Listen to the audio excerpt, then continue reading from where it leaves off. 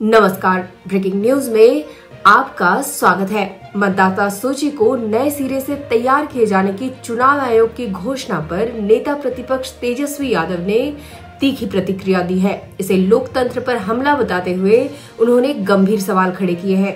तेजस्वी ने कहा कि 22 साल बाद इतनी बड़ी प्रतिक्रिया इतनी जल्दी क्यों शुरू की जा रही है, इसका जवाब देश की जनता जानना चाहती है। उन्होंने कहा कि 2003 में जब देश भर में नई मतदाता सूची बनी थी तब उसे तैयार करने में पूरे 2 साल लगे थे, लेकिन अब चुनाव आयोग सिर्फ 25 दिनों में यह प्रक्रिया पूरी करने की बात कर रहा है। यह बात संदेह पैदा करती है। वे सोमवार को स्थानीय परिसदन में प्रेस वार्ता कर रहे थे। यहाँ उन्होंने यह भी कहा कि महागठबंधन का एक प्रतिनिधि मंडल जल्द ही चुनाव आयोग से मिलकर इस मुद्दे पर आपत्ति जताएगा और पारदर्शिता की मांग करेगा। इस अवसर पर पार्टी प्रवक्ता शक्ति यादव, संजय यादव, पूर्व मंत्री विजय प्रकाश, पूर्व विधायक अजय प्रताप, फुलेना सिंह, राजद जिलाध्यक्ष त्रिवेणी यादव, शमशाद आलम, रविंद्र मंडल, सुरेंद्र उर्फ काजू यादव, अशोक कुशवाहा आदि मौजूद थे। देखिए, लोगों को चकाए जाना है। जी का मूर्ति का अनावरण है। उस मूर्ति अनावरण में आदिवासी समाज द्वारा जो है हम लोगों को निमंत्रण मिला था और इसी कार्यक्रम के तहत कल रात में हम लोग जमुई पहुंचे हैं और अभी इसके बाद जो है चकाई हम लोग निकलेंगे। आज सोचे कि अब जमुई आए हैं तो जब भी आते हैं आप लोगों को बुलाते हैं और अपनी बात को भी रखते हैं।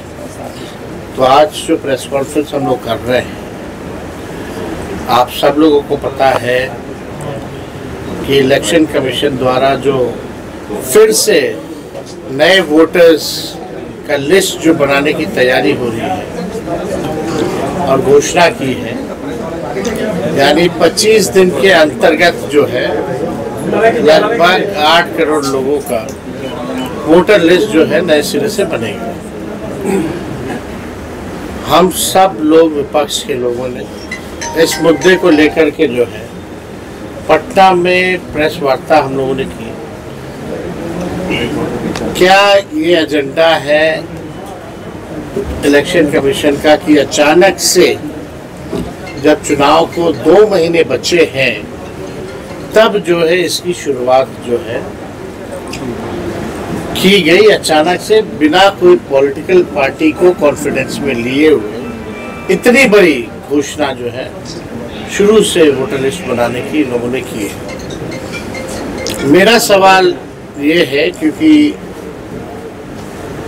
ऐसे ऐसे डॉक्यूमेंट्स मांगे जा रहे हैं और टाइमिंग को लेकर के ये साफ तौर पे ऐसा लगता है कि साजिश की बूंद इसमें से आ रही है।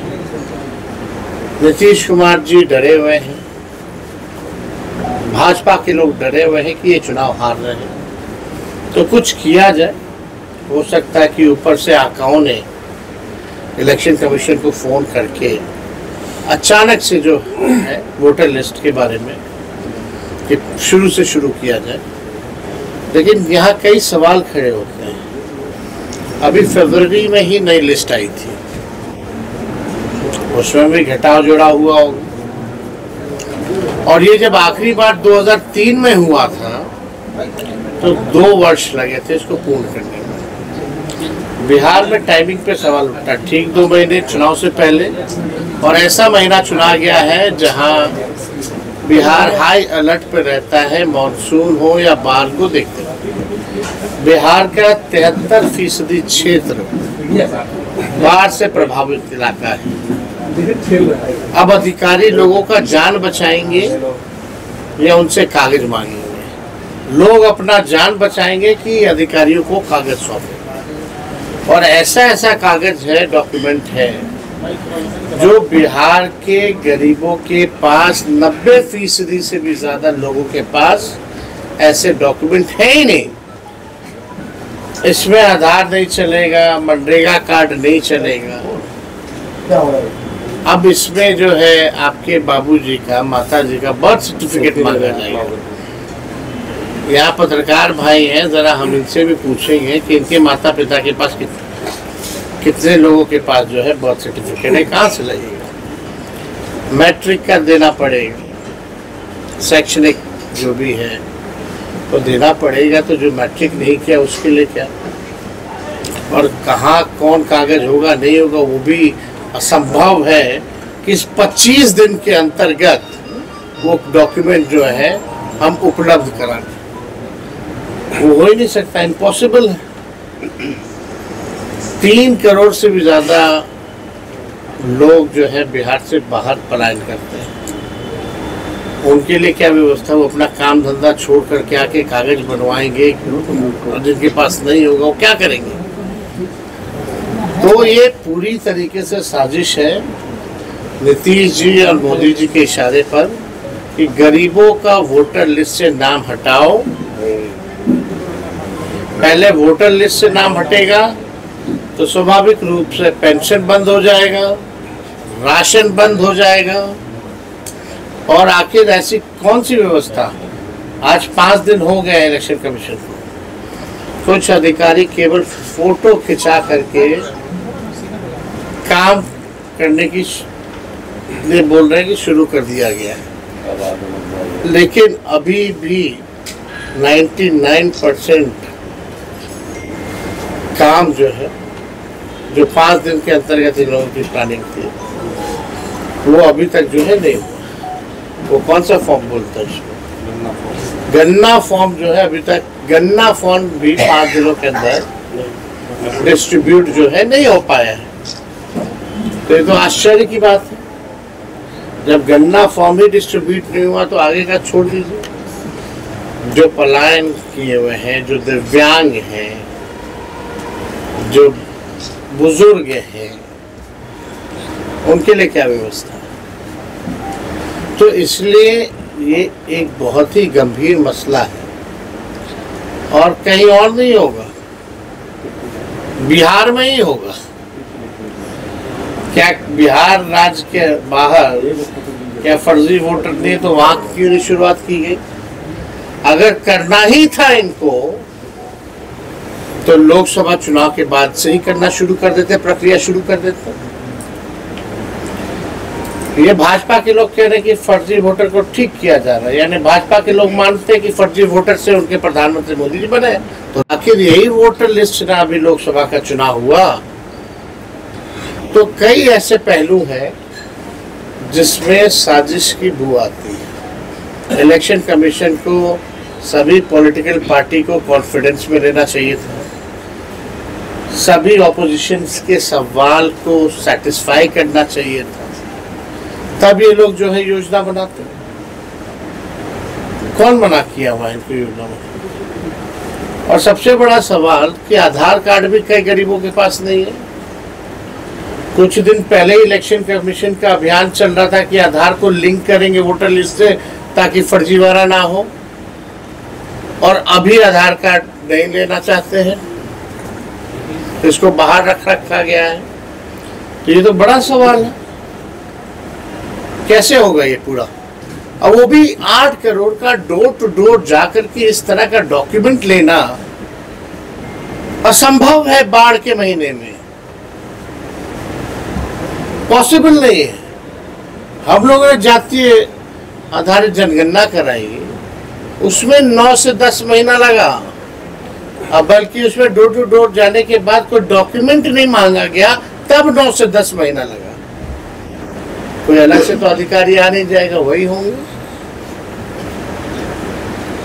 विद डॉक्यूमेंट, और वो भी अपलोड करना।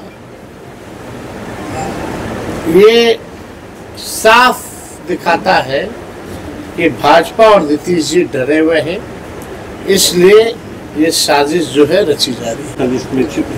छेड़छाड़ किया गया उसी तरह बिहार में। हाँ, तो भाई आप पूरा नया लिस्ट बना रहे हैं। ये तो केवल लगता है कि मन में बेईमानी है, केवल आई वॉश करना चाहते हैं लोग।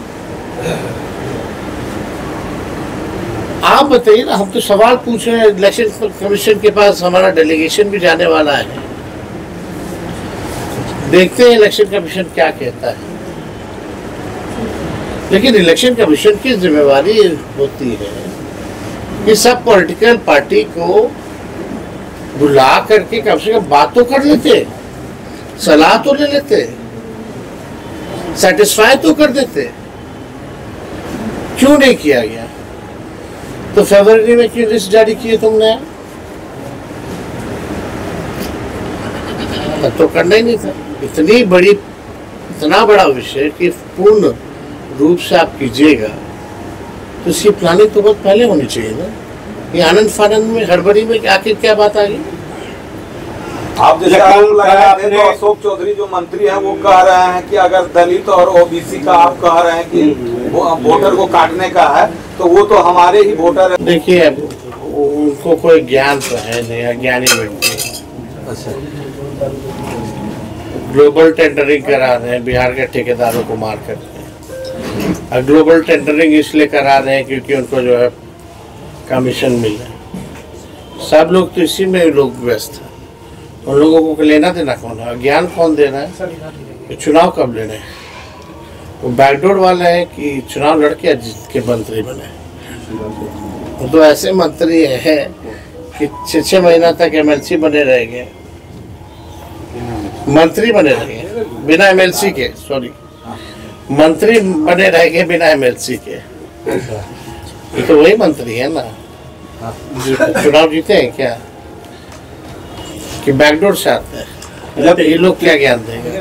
के खिलाफ रैली हुई थी पटना में, उसमें आपने कहा था कि संसद से पास कानून को हम पूरे दाल में फेंक देंगे। अभी बीजेपी का बयान आया है कि एसपी और आरजेडी का समाजवाद नवाजवाद है, क्या कहेंगे? गरीबी पे, बेरोजगारी पे, पलायन पे क्या मुंह नहीं खुलता? बिहार को इन्होंने क्या 20 साल में बना दिया? 11 साल में प्रधानमंत्री एक चीनी मिल खुलवा पाए। हम लोगों ने 5 लाख नौकरी दी।